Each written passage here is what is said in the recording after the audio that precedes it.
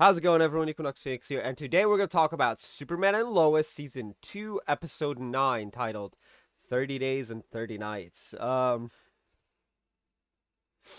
So the episode starts off with Allie Alston, uh,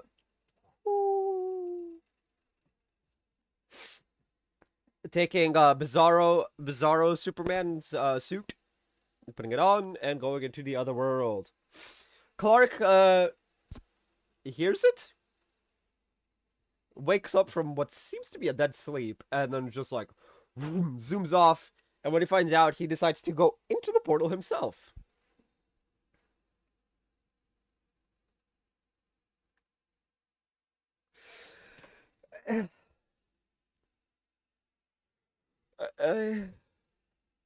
Okay. We fast forward an entire month. Um, the world is falling apart because Superman isn't around, and yeah, the world is falling apart without Superman because, of course. Now, while this was showing up on screen, I was like, wait, where the fuck is um Kara and Barry and literally everyone else? Because you would think they'd be able to step up. This was like the perfect opportunity to bring in like um Sentinel, Martian Manhunter, uh Guardian, Supergirl again, the Flash, like kind of mini crossover where one of the heroes is just like has been picking up the slack. Instead, they have Steel pick up the slack, but not on like the world stage, on just Smallville. It's really bad.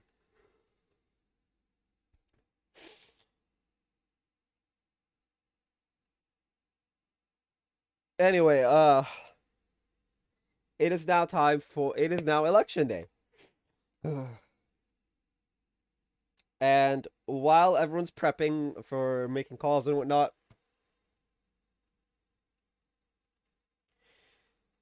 one of the townspeople yells at John. And so he's like, you know what? And he leaves. He's like, I'll go door to door to check on people. And he's just like, he just leaves.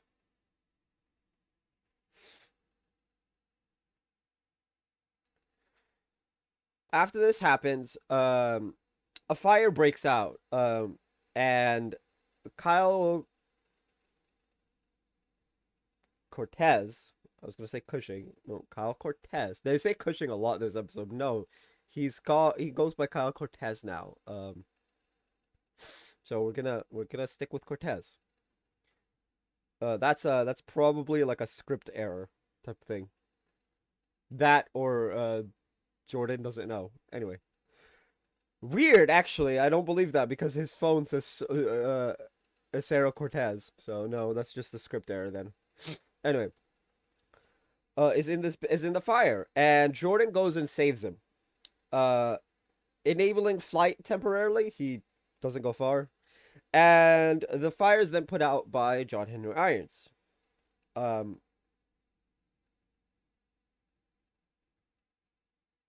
Now Natalie has asked Lois to take her home because she saw her dad blatantly flirting with the separated Lana Lang. Um and Natalie got upset because she feels like her father has been forgetting about her mom and whatnot. She has Lois take her home, and when they get there,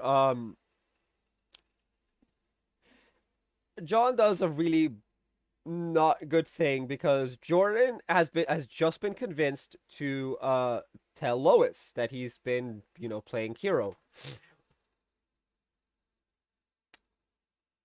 But Lois finds from John Henry Irons, and she comes in, guns blazing, blah blah blah. You know what Jordan's response is when she tries to stop him? You're not the one with powers.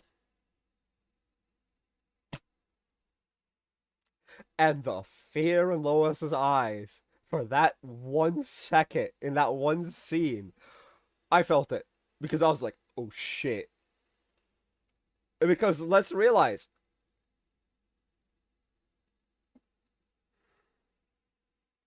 Jordan is not fully trained yet.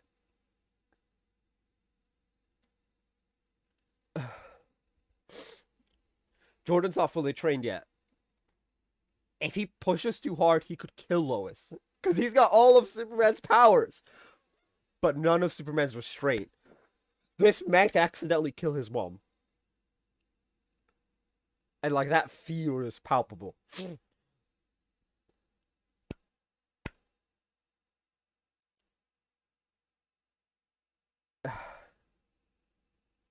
We also see Candace visiting John Jonathan at the store he works at. I'm trying to figure out the name, but I don't think it's ever been mentioned. Anyway, so it turns out the fire was ex kryptonite. So they take an inhaler, and they're like, "Okay, the time for secrets, Jonathan, has passed. Tell us who the person is." He gets a deal for the dealer, and goes to bring her in. And Sam promises the full might of the DoD to keep her, safe and not in trouble. Fair enough. You have the full might of the DoD. So he goes to get Candace, and he's like, "Look, you guys promise she's not in trouble." He has to reiterate this because he's afraid for his girlfriend. Um, and so Candace comes in when they're like, "Yeah, we got you, son. Like, it's fine." She comes in and drops all the information she has, answers all the questions. Maybe not all the information she has. She answers all of Lois's questions, and they get enough that with either satellite imagery or Jordan's superhero, they can find the base of operations, as it were, and they use Jordan's hearing, not healing. Uh, but Lois makes him promise to stay in the car, and Sam agrees, and they get captured. You know, and right as they're about to be killed, Sam's like, "Look, Lois, we kind of need a savior right now. Like, we need to activate." I don't like the way he uses the word activate, in regards to his own grandson, but it fits. And so Lois is like, "Look, if you can hear me, help." And Jordan comes in and boom, he freeze breath and then punches the dude right as he's about to kill Sam. And Lois is just like, "Oh shit," right? Um. So they successfully end the operation thanks to Jordan. Jordan like flash style super speed like avoids heat vision. Right? Someone shoots it. He's like, and then it's like, wait, it's like not hitting me yet. So he looks, and it's like he looks, and it's like it's going super speed. So he just like turns this way, and it just not as fast as my hand. It was actually a lot slower. Like, cause it's literally flash style. It was just like, and then it just slowly, boom. It would hit where Pachinko is in relation to me doing this. But yeah, I should probably stop when I'm thinking, looking in this direction. But whatever. I'm so used to streaming and looking at my chat when I'm thinking. So that's why. Um, it's like muscle memory. Anyway, so yeah, Jordan successfully takes down the operation. Now we find out this episode that today is the day that Earth unknown designation Lois Lane died. And while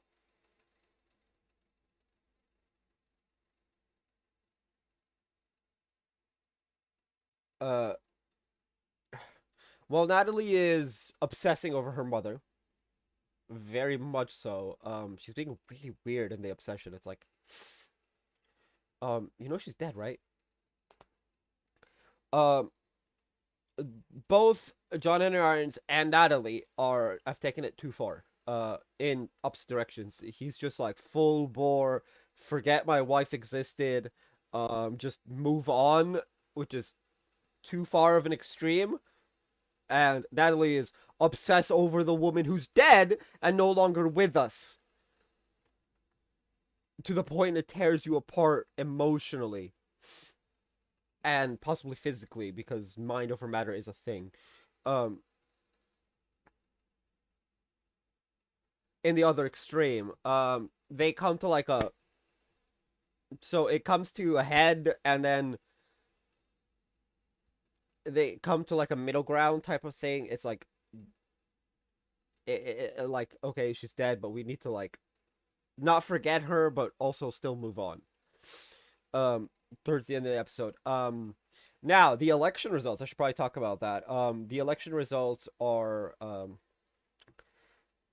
57 Lana, 43 Dean. Now I got a question. Who are these 43% scrubs? 43% of the population. Why is 43% of the population of Smallville a bunch of scrubs who need to get good? That should have been a landslide 100-0 victory for Lana. Mayor Dean is literally the biggest asshole of the show. And that's in a show with Kyle Cortez, who cheated on his wife. Now, cheating is a very big bad. You know, fuck Kyle for that. Uh,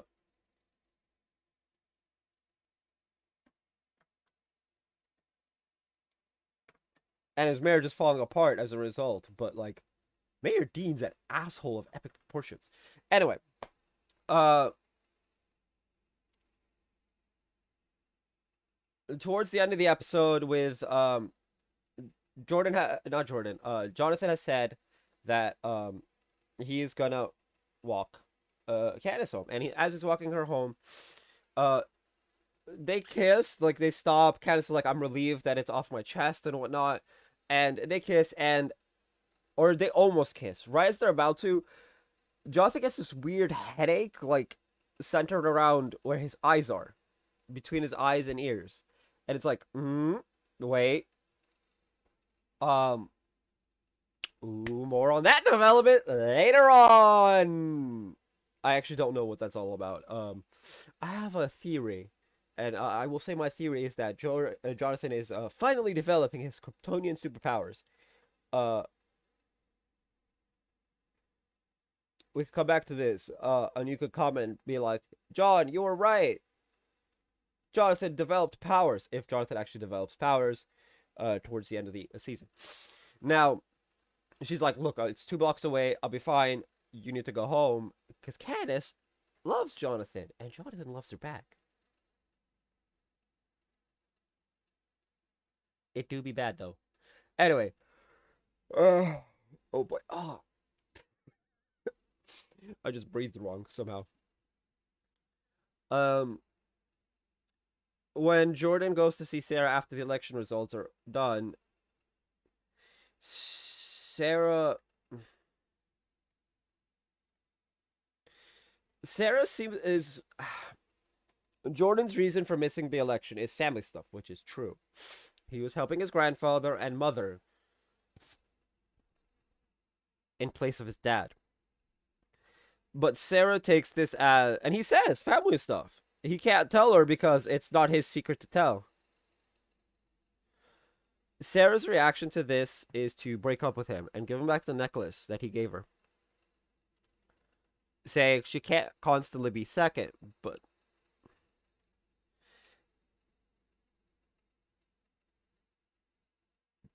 this is Smallville. What happened to family values? Right? Like, I can't say in good conscience that Sarah's in the right with this reaction. Um, Now if she had discovered that she's not into dudes, for instance, and that was the reason she broke up with him. That's one thing, but you put your family above me, so I'm breaking up with you. Kind of what? Like I feel really bad for Jordan uh because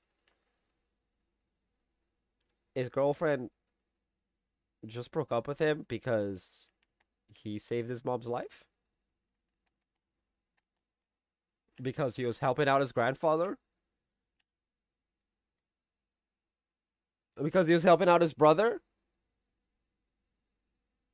Like taking down this operation helps Candace, which helps Jonathan by extension.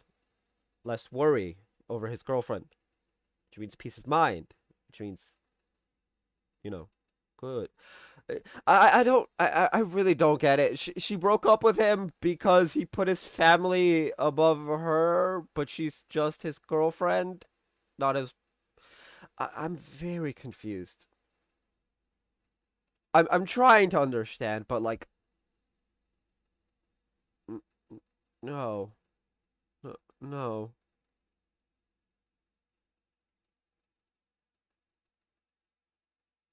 Like I feel really bad for Jordan. So Jordan goes home to brood. Uh, on the porch. Lois comes out with wine and is like, "No, get your own spot. This is my place to brood." As Bizarro World Jonathan comes in, and when Jordan says Jonathan's here, Lois's immediate response is, "That's not our Jonathan." When he comes in, he speaks rever reverse English. When they asked what's going on, I think they asked about Superman. I think they asked about Superman. Lois and Jordan asked him a question. I'm pretty sure in regards to Superman, his response is he was too late. Now he had to say it twice because the first time it was inversed, and he was just like, he was like, "Ugh." He was too late, and then he said it normally. He was too late, and that's when the episode ends. Um, fuck's sake, why is this video 20 minutes long? Jeez. Uh, it's because of the like condensed seasons. When it's 23 minutes, 23 episodes, it's like shorter videos because less happens. I need to get used to this. This is our post-COVID video length, 20 minutes instead of 10. Um, but yeah, uh, we do get to see Kyle's apartment. It's very bare bones because Kyle's still in denial. But yeah. Anyway, tell me what you guys thought of the episode down in the comment section down below. Tell me your thoughts on Sarah breaking up with Jordan over the fact that he put his family first. Down in the comment section down below. I need people who have been in relationships to tell me. Huh? Please explain. Please explain if you agree with Sarah's actions, or if you agree with my take on it. That it's just weird. Like it's not like he's putting random strangers before her. He's putting his family first, and then Sarah. Like what? I'm so confused. Anyway, tell me what you guys thought of the episode down in the comment section down below. Discuss the Sarah Jordan thing. That's gonna be for this video. If you guys haven't already, hit like, hit subscribe if you're new. I will see you guys next time, and as always, stay bright.